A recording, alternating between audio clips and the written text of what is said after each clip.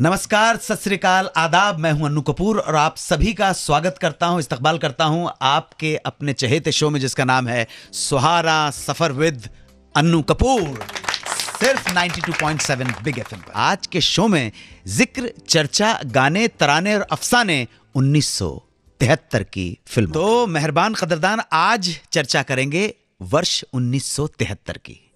वर्ष 1973 के कुछ नगमे आपने छेड़े हैं। वर्ष 1973 की बहुत सारी इंपॉर्टेंट जो फिल्म्स थी, उनमें एक फिल्म थी फिल्म दाग, starring Rajesh Khanna, Sharmila Tagore and rakhi, directed by Yash Chopra and produced by Yash Raj films. बिल्कुल सही बात, आप बिल्कुल सही फरमा रहे हैं।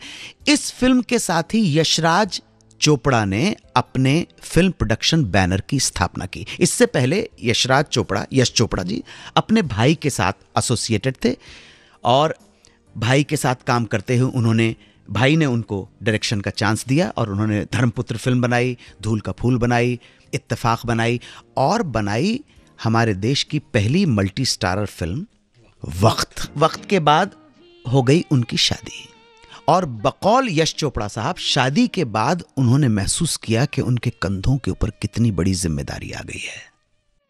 इस जिम्मेदारी का आभास होने के बाद उन्होंने सोचा कि अब पंछी को अकेला उड़ने की, अपने पंखों के दम पर उड़ने की आदत डालनी होगी, यानी कि उनको स्वावलंबी होना पड़ेगा, यानी कि उनको अपने पैरों पे खड़ा होना पड़ेगा। हमारे जो बहन भाई, हमारे जो श्रोता हैं इस कार्यक्रम को सुन रहे हैं, कि बहुत अच्छी तरह से जानते हैं कि शादी के बाद आदमी की जिम्मेदारी बढ़ जाती है, जिम्मेदारी का आभास होता है और जब जैसे ही संतान बच्चे होते हैं वो जिम्मेदारी का आभास और बढ़ जाता है और आदमी एम्बिशियस भी होने लगता है। इसी बात को लेकर शेक्सपियर ने मैकबेथ फिल्म के अंदर इस तरह की परिकल्पना की, जिसका समावेश या समापन या उसका कल्मिनेशन अकीरा कुरोसावा की फिल्म थ्रोन ऑफ ब्लड में बहुत खूबसूरती के साथ किया गया है कि लेडी मैकबेथ क्यों एम्बिशियस है, because she became pregnant. Come back to Yash Chopra.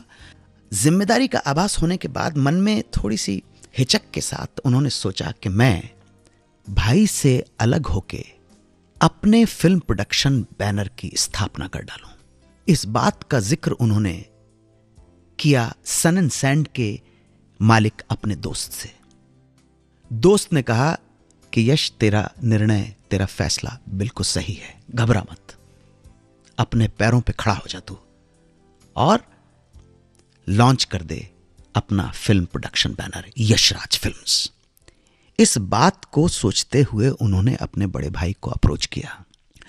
बड़े भाई पीआर चोपड़ा, जो अपने वक्त के नामी गिरामी प्रोड्यूसर डायरेक्टर थे, बेहतरीन फिल्में बनाई हैं उन्होंने। जब छोटे भाई ने कहा कि भाई साहब, मैं अलग होना चाहता हूं इसलिए कि मैं अपनी प्रोडक्शन कंपनी एस्टैब्लिश कर सकूं। ध्यान रहे कि यश चोपड़ा ने सारी जिंदगी अपने बड़े भाई को भाई, गुरु, पिता समान, मेंटर, गाइड, सब कुछ माना है, इसमें कोई शक नहीं।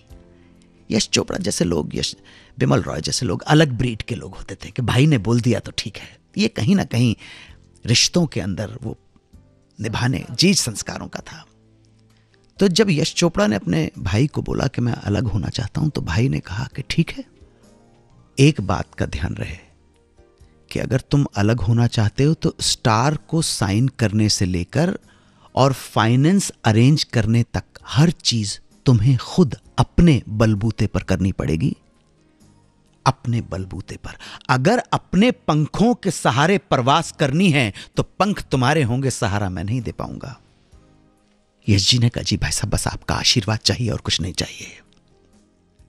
और इसी भावना के साथ यश जी पहुंचे अपने घर।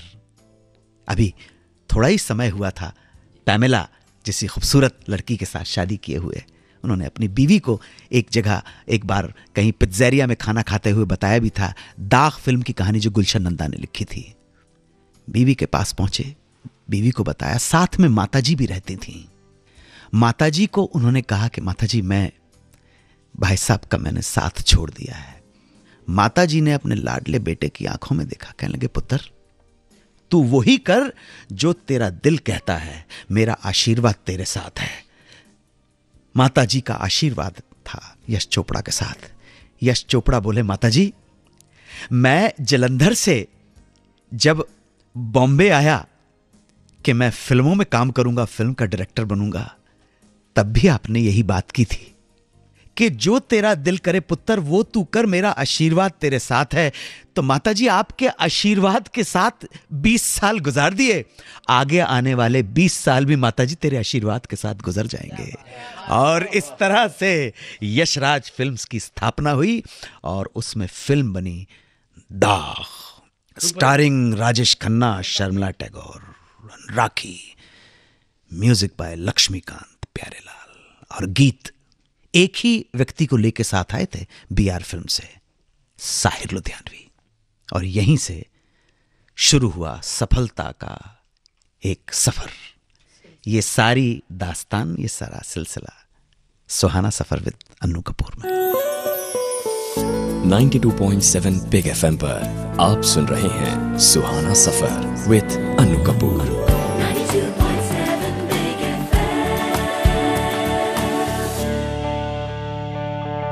चर्चा कर रहे हैं 1973 की फिल्मों की, फिल्मों के गानों की, फिल्मों के गानों से जुड़ी दास्तानों की। 1973 में ही एक फिल्म आई जिसमें एक पिता ने, जो प्रोड्यूसर डायरेक्टर थे, उन्होंने सोचा कि वो इस फिल्म में अपने बेटे को लॉन्च करेंगे। फिल्म बनी, रिलीज हुई, हिट भी हुई, परंतु वो ना हुआ जो बाप ने चाहा। क्या हुआ ये बताएंगे थोड़ी देर में। 92.7 बिग एफएम पर सुनते रहिए सुहाना सफर विद अन्नू कपूर।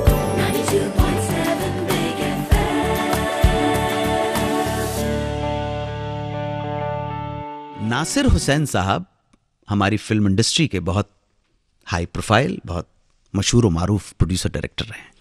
1973 की बात चल रही थी, चल रही है, तो उन्होंने सोचा कि वो अपने बेटे तारिक शाह को लॉन्च करेंगे, और उनको करना चाहिए। हर बाप की ख्वाहिश होती है कि भाई जितने भी फराजात पूरे कर सके अपने बच्चों के लिए वो करे। तो नासिर साहब भी वही कर रहे थे, एक बहुत नेचुरल इंस्टिंक्ट है, अपने बेटे के लिए कर रहे थे। और उन्होंने कंसीव किया एक सब्जेक्ट, यादों की बारात, बेटे को सेंट्रल करते हुए बेटे का कैरेक्टर बनाया कि वो स्टेज परफॉर्मर है। स्टेज परफॉर्मर तो सबको दिखता है, आप देखते हैं, और वो अपनी कला दिखाता है। म्यूजिक के लिए उन्होंने अपने फेवरेट म्यूजिक डायरेक्टर को लिया। म्यूजिकल फिल्म बनाने की उन्होंने सोची, म्यूजिक के लिए आर.डी. बर्मन को लिया और कहा ज्यादा ध्यान देना, इस फिल्म में मैं बेटे को लॉन्च कर रहा हूं। ठीक है जी, अपना वही सुपर हिट फॉर्मूला सा लॉस्ट एंड फाउंड। जी हाँ, लॉस्ट एंड फाउंड के पास कहानी भी अच्छी बना ली, कहानी भी अच्छी बना ली। गीतकार के लिए मजरू साहब को ले लिया, उनकी अपनी टीम बिल्कुल फिट थी, और पूरे इस इरादे के साथ कि बेटा लॉन्च हो जाएगा और बन जाएगा सुपरस्टार। साथ में उन्होंने क्या किया, पूना फिल्म के इंस्टीट्यूट से जो गोल्ड मेडल लेके निकले थे विजय अरोड़ा, उनको भी साइन कर लिया। हरे रामा हरे कृष्ण के बाद नाम हो गया था, चर्चा में आ गई थी जीनत अमान, है ना, उनको भी साइन कर लिया। नीतू सिंह को भी साइन कर लिया, यह सोच के कि बेटा तारिक शाह बन जाएगा स्टार। अब देखो सारे के सारे तकरीबन नए थे, इसलिए थोड़े से स्टार वैल्यू के लिए, स्टार फेस के लिए उन्होंने कहा चलो पापा जी को साइन कर लेते, धर्म जी को। ठीक है, तो पैकेजिंग बिल्कुल सही थी, पैकेजिंग सॉलिड कर दी। आर.डी. बर्मन का म्यूजिक, मजरू सुल्तानपुरी के गीत, विजय अरोड़ा, नीतू सिंह, अपना जीनत अमान, धर्म जी, और सारे लोगों के बीच में बेटा तारिक शाह। फिल्म बनी जी। तो बीरबल साहब बैठे हुए, जोरदार तालियों के साथ स्वागत। बीरबल साहब जरा आप बता दीजिए फिल्म का क्या अंजाम हुआ जब रिलीज हुई? हिट थी, फ्लॉप थी, क्या? Super duper hit. Super duper hit, सब कुछ सेंटर में रख के पूरा कंसीव किया गया। फिल्म हिट भी हुई, लेकिन आप ताज्जुब करेंगे, इस फिल्म के बाद ऑलरेडी एस्टैब्लिश्ड जीनत अमान और बड़ी स्टार बन गई। धर्म जी तो वैसे ही स्टार थे। विजय अरोड़ा भी इस फिल्म के बाद बहुत बड़े स्टार बन गए। नीतू सिंह की एज एन इंडिपेंडेंट हीरोइन तकरीबन इब्तदाई फिल्मों में से एक थी, नीतू सिंह भी बहुत बड़ी स्टार बन गई। लेकिन अब विधि का विधान कहेंगे कि किस्मत की मार कहेंगे, जिसको लॉन्च करने के लिए, जिसको स्टार बनाने के लिए इतना प्रपंच रचाया था, वो बेचारा होता है, किस्मत की मार है और कुछ नहीं। देखो नासिर साहब ने अपनी तरफ से पूरी कोशिश कर दी, आगे तारिक शाह की किस्मत। वो कहते हैं ना, किस्मत से ज्यादा और वक्त से पहले कभी किसी को मिलता नहीं है। कुछ और भी इस तरह के इनसे पहले भी हुआ था, सुनील दत्त जी ने अपने भाई को लॉन्च बिल्कुल बिल्कुल मन का मीत फिल्म में देखिए सुनील दत्त ने हीरो के रूप में लॉन्च किया अपने ब्रदर सोमदत्त को, हीरोइन ली लीना चंदावरकर और मेन विलन के लिए लिया विनोद खन्ना को। फिल्म रिलीज हुई, ठीक ठाक रही, लीना चंदावरकर हीरोइन बन गई, विनोद खन्ना बहुत बड़े स्टार बन गए। अब बेचारे सोमदत्त जो है आयरनी है लाइफ के। वैसे तो बाद में भी हुआ सर, मतलब राजेंद्र कुमार जी ने अपने बेटे को रीलॉन्च करने के लिए कुमार गौरव को नाम की रचना की थी। हाँ, नाम। लेकिन नाम से किसी को अगर फायदा पहुंचा तो वो संजय दत्त, और जिसको पहुंचना चाहिए था उसको नहीं पहुंचा। अच्छा, इसी तरह से आप देखिएगा एक फिल्म आई राजीव कपूर की, पहली फिल्म आ चुकी थी, रीलॉन्च करने के लिए राज कपूर ने सोचा कि हाँ ले स्टार कौन बन गए? होता है वक्त से पहले और किस्मत से ज्यादा कभी किसी को नहीं मिलता है।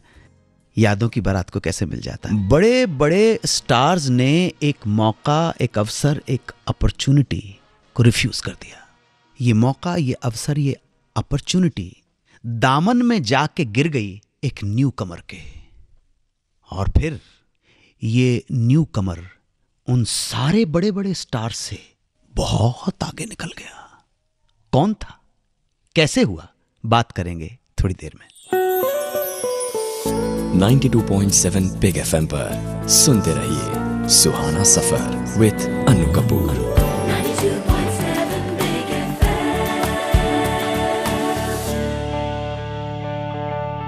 जनाब 1973 के साल की बात हो रही है।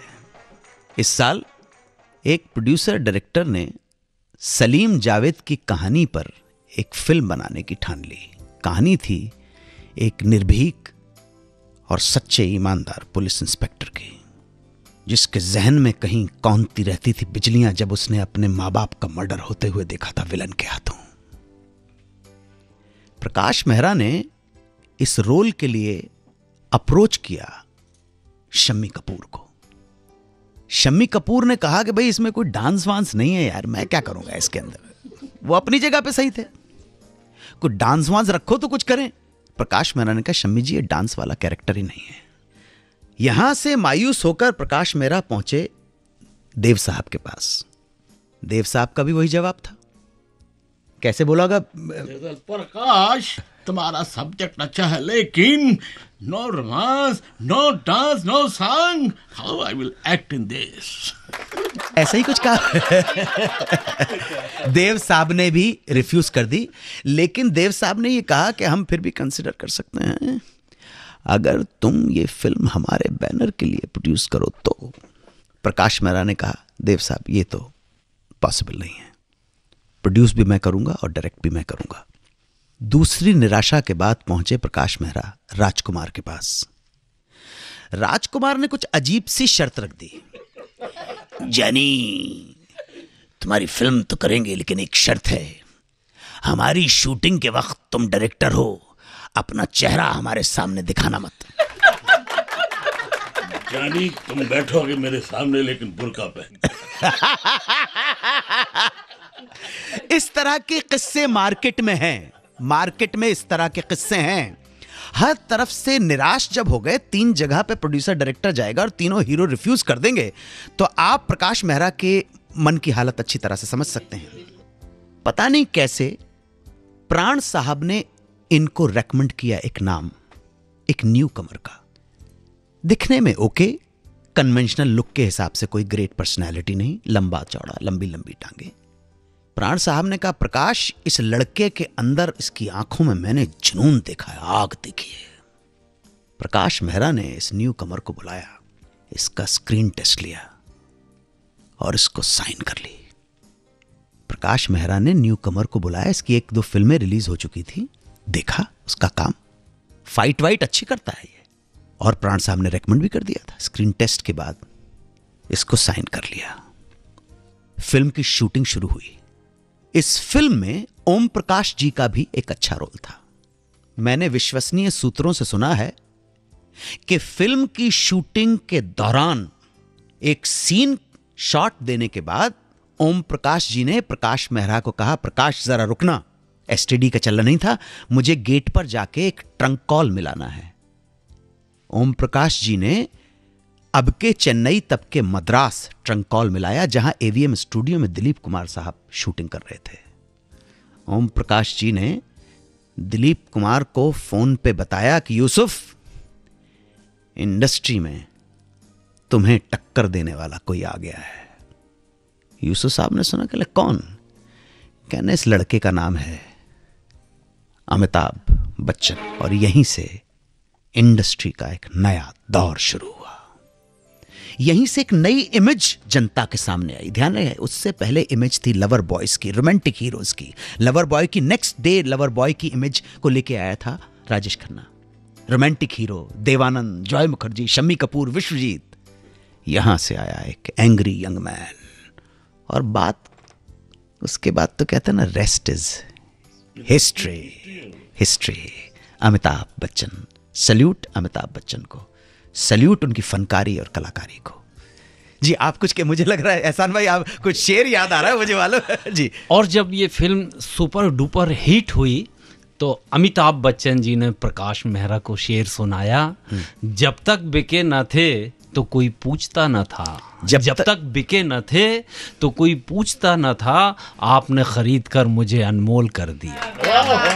1973 वो साल था जिस साल में 2 सुपर स्टार्स की शादी हुई, 2 सुपरस्टार हीरोइंस के साथ।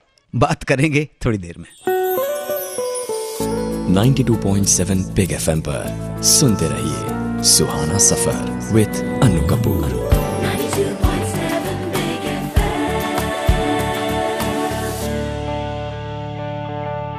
एक बार फिर मैं अन्नू कपूर आप सब महानुभावों का हार्दिक स्वागत करता हूं इस शो में, जिसका नाम है सुहाना सफर विद अन्नू कपूर, सिर्फ 92.7 बिग एफएम पर। जाने से पहले मैंने कहा था ये वही साल है, साल 1973, जब 2 सुपरस्टार्स की शादी हुई, 2 मशहूर और मारूफ हीरोइंस के साथ। एनी गेस, एनी आइडिया उस दौरान के सुपरस्टार्स के नाम कुछ आप बता सकते हैं? सर अभिमान रिलीज हुई थी तो अभिमान के बाद शायद अमित जी की शादी हुई थी, अमिताभ बच्चन की शादी हुई थी। अभिमान के रिलीज होने से पहले हुई थी। बिल्कुल एक तक बिल्कुल सही आप पहुंच गई जी। बच्चन जी देखिए, आप एक बात ध्यान रखिएगा कि जंजीर की जब हमने बात की थी तो जंजीर में जब प्रकाश मेहरा ने अमिताभ बच्चन को साइन किया तो वो स्टैब्लिश होने की कोशिश कर रहे थे, लेकिन Jaya Bhaduri already established personality थी। इस वजह से मुझे तो ऐसा लगता है जया जी राजी ही इसलिए हो गई थी कि उनके अमित को काम मिल जाए। प्यार तो करते हैं है ना, देखो जुगल जोड़ी है, ध्यान रखना आप। हाँ, इतने उतार चढ़ाव के बाद साथ नहीं छोड़ा है। यही नारी तेरी यही कहानी, आंचल में है दूध आंखों में पानी, यही तो है ना जया बच्चन। जोरदार तालियां जय जी। देखिए, तो इसी दौरान जब दोनों के बीच में प्यार था, प्रेम था, और जंजीर हिट होने के बाद दोनों ने सोचा कि हम जरा चले जाएं विदेश यात्रा करने, माँ बाप पुराने विचारों के, पुराने संस्कारों के। तो जब बेटे ने पिता को कहा कि बाबूजी मैं चला जाऊं, मैं और जया यूरोप छुट्टियां बिताने जाना चाहते हैं, तो माता पिता ने कहा कि बेटा मुझे कोई आपत्ति नहीं कि तुम छुट्टियां बिताने जाओ इस लड़की के साथ, तुम्हें जहां जाना है जाओ, परंतु इसकी मांग में सिंदूर भर के जाओ।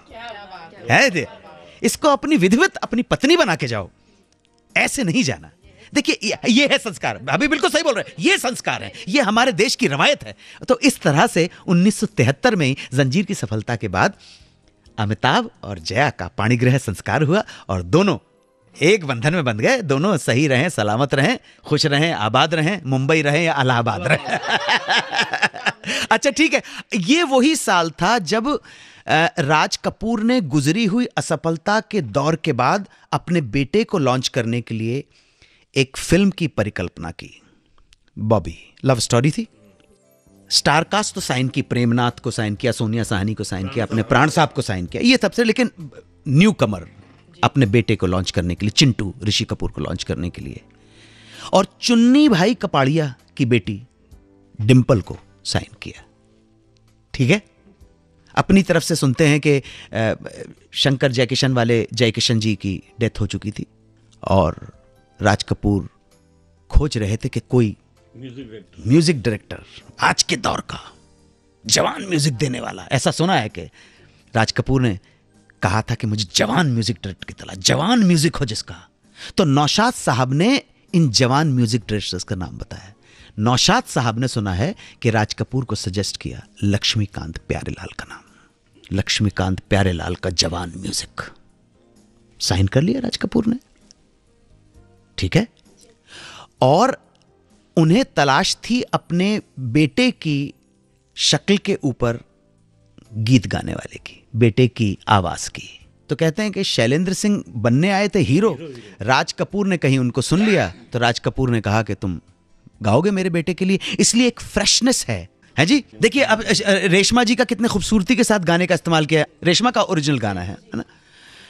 लेकिन पिछली असफलता के दौर से राज कपूर इतने घबराए हुए थे कि उन्होंने बॉबी को छोटे सेंटर्स में रिलीज किया, बड़े बड़े जगह पर रिलीज नहीं किया।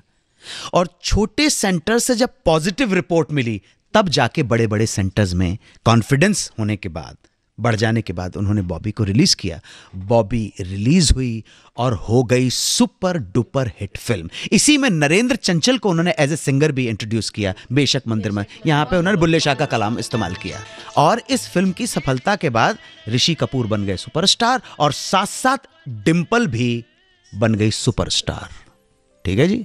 अब ऐसा सुना है कि एक शो के सिलसिले में उस दौर का सुपरस्टार राजेश खन्ना अहमदाबाद एक फ्लाइट से जा रहे थे। डिंपल विंडो वाली सीट पे बैठी थी और बगल वाली सीट खाली थी। डिंपल बन गई थी बहुत बड़ी हीरोइन, बहुत क्रेज हो गया था इस पूरी कंट्री में डिंपल का। बगल वाली सीट पे पहुंचा अपने दौर का सुपरस्टार राजेश खन्ना, और राजेश खन्ना ने डिंपल को देखा और पूछा क्या मैं बैठ सकता हूं यहां। और डिंपल यकीन नहीं कर पाई कि राजेश खन्ना द सुपरस्टार उनके बगल में बैठा हुआ है। और जब तक जहाज अहमदाबाद में लैंड होता तब तक राजेश खन्ना के दिल में डिंपल और डिंपल के दिल में राजेश खन्ना लैंड हो चुके थे। आप समझे, मिलना जुलना शुरू हुआ, प्रेम बढ़ा, अंतरंगता बढ़ी और इसी साल डिंपल और राजेश खन्ना ने शादी कर ली। डिंपल राजेश खन्ना से 13-14 साल 15 साल कितने भाई कितने 15 साल 1942 में पैदा हुए थे राजेश खन्ना। कमाल की बात नहीं है? दो सुपरस्टार। देखिए ये होता है विधि का विधान, ये होता है संयोग। राजेश खन्ना की शादी डिंपल के साथ और अमिताभ बच्चन की शादी। और आज के दर्शक हों या तब के दर्शक हों, हिंदुस्तान के सुपरस्टार्स तो सिर्फ ये दो हुए हैं, राजेश खन्ना और अमिताभ बच्चन। देखिए डिंपल और राजेश खन्ना ने शादी कर ली। डिंपल राजेश खन्ना से उम्र में 13-14 साल छोटी थी। लेकिन एक खूबी और थी, ये दो सुपर स्टार्स की जो शादी हुई, अमिताभ जी की शादी हुई, उनकी पत्नी उनसे हाइट में बहुत छोटी थी। राजेश खन्ना जी की शादी हुई डिंपल से, वो उम्र में उनसे बहुत छोटी थी। लेकिन राजेश खन्ना जी का ये कमाल था, आसमान में प्यार हुआ और जमीन में शादी की। क्या बात है, क्या बात। 1973 वो साल था जिस साल देवानंद साहब की एक नहीं, दो नहीं, तीन नहीं, 5 फिल्में रिलीज हुई थी। जोशीला, हीरा पन्ना, शरीफ बदमाश, छुपा रुस्तम, बनारसी बाबू। देव साहब के साथ क्या यादें रहीं हमारे मुअज्जिज मेहमान बीरबल साहब की, सुनेंगे थोड़ी देर में। 92.7 बिग एफएम पर सुनते रहिए सुहाना सफर विद अनु कपूर।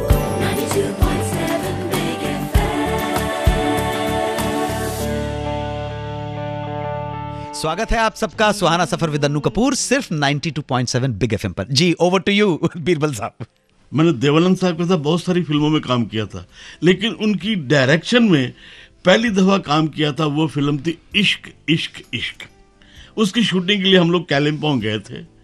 मुझे उसके देव साहब के जो असिस्टेंट उन्होंने डरा दिया, कहता देखो बीरबल, यहाँ जो डायलॉग है ना, जैसे लिखे हुए वैसे ही बोलना, अगर तुमने कुछ अपना लगाया ना तो देव साहब तेरे साहब के सामने जुलूस निकाल देंगे।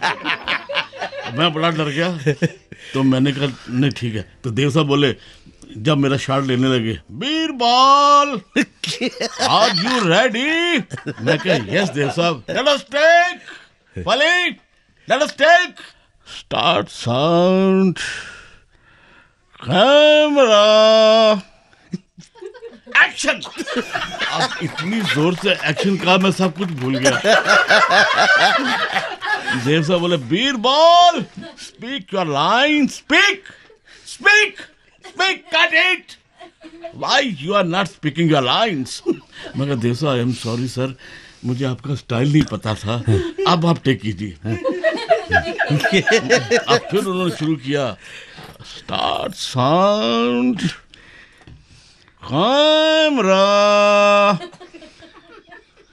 एक्शन। अब मैं नहीं डरा, मैंने कहा, ये जो आप तस्वीर देख रहे हैं ये उस महापुरुष की तस्वीर है जो आज से 15 साल पहले कहीं चला गया। कहाँ चला गया कोई जानता नहीं। Cut cut cut cut cut.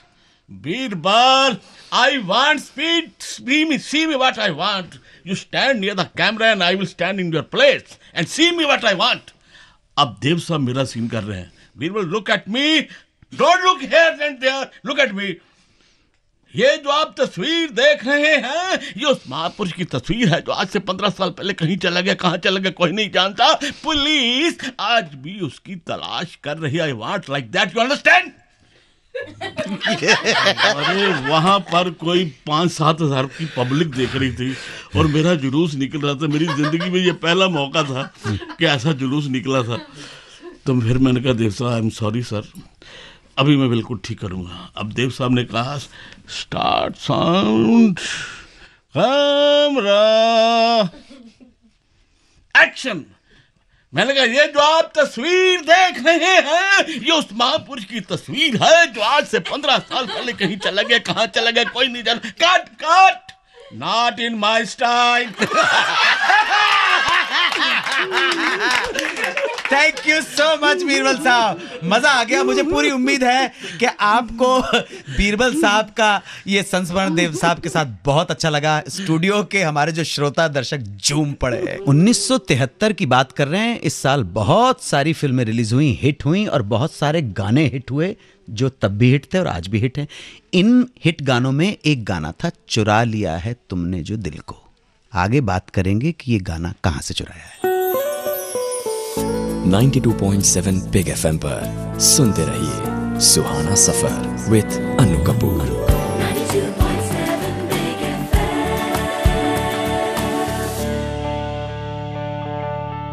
वैसे तो जिक्र कर चुके हैं फिल्म यादों की बारात का, उसके म्यूजिक का, कंपोजिशंस का। म्यूजिक डायरेक्टर थे R.D. बर्मन। R.D. बर्मन के बहुत सारे म्यूजिशियंस में जो म्यूजिशियन उनके बहुत करीब थे, क्लोज थे, वो म्यूजिशियन भी थे, सिंगर भी थे।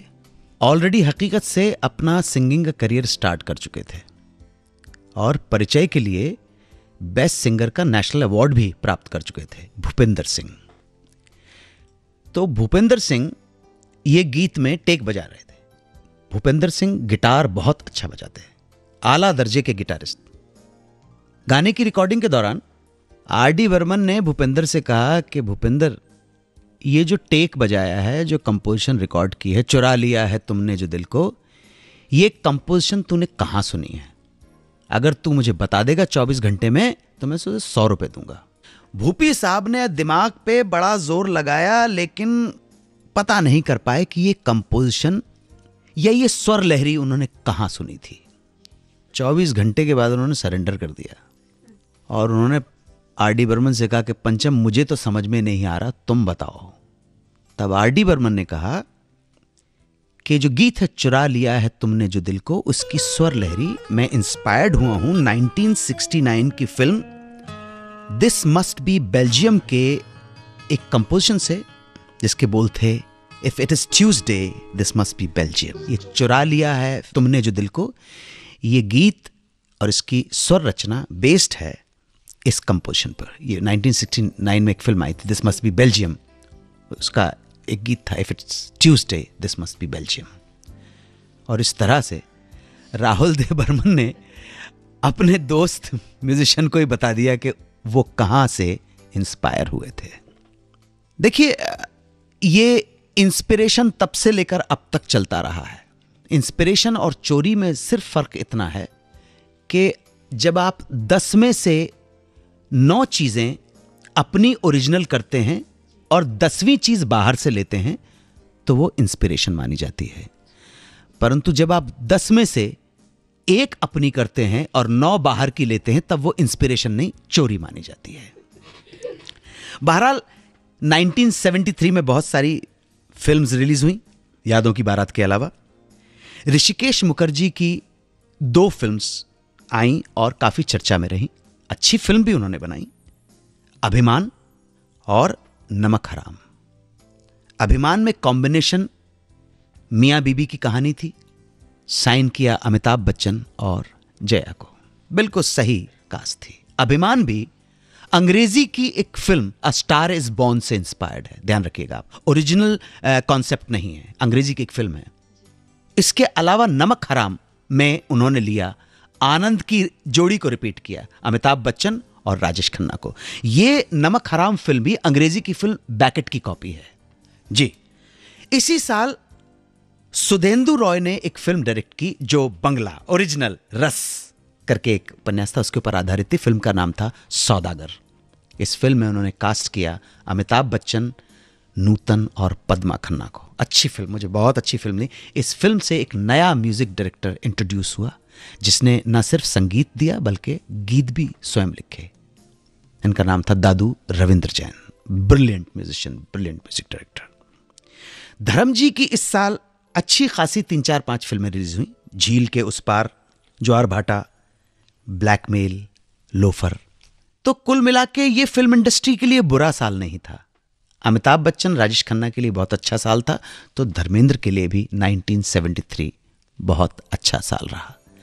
फिल्में तो बहुत सारी रिलीज हुई। मैं आपको बताना चाहता हूं कि हमारी कंट्री या हमारी फिल्म इंडस्ट्री वो फिल्म इंडस्ट्री है जो पूरी दुनिया में सबसे ज्यादा फिल्मों का निर्माण करती है। तो 1973 में भी ये रिकॉर्ड अपनी जगह पे कायम था और मुझे लगता है 2073 में भी हम तो जिंदा नहीं रहेंगे, ये रिकॉर्ड कायम रहेगा। फिल्में बनाने में भारत आगे रहेगा, चाहे और किसी चीज में, गरीबी मिटाने में आगे रहे या ना ही रहे। हमारा देश दिन दूनी रात चौगुनी तरक्की करे। हम सबके हृदयों में अपने अधिकारों से ज्यादा अपने कर्तव्यों के प्रति जागरूकता आए। Thank you very much Birbal साहब, थैंक यू एहसान भाई, thank you ji, thank you so much आप सब लोगों का। तो कल फिर मुलाकात होगी। सलाम, गुड बाय, जय हिंद, वंदे मातरम। 92.7 बिग FM पर आप सुन रहे हैं सुहाना सफर विद अनु कपूर।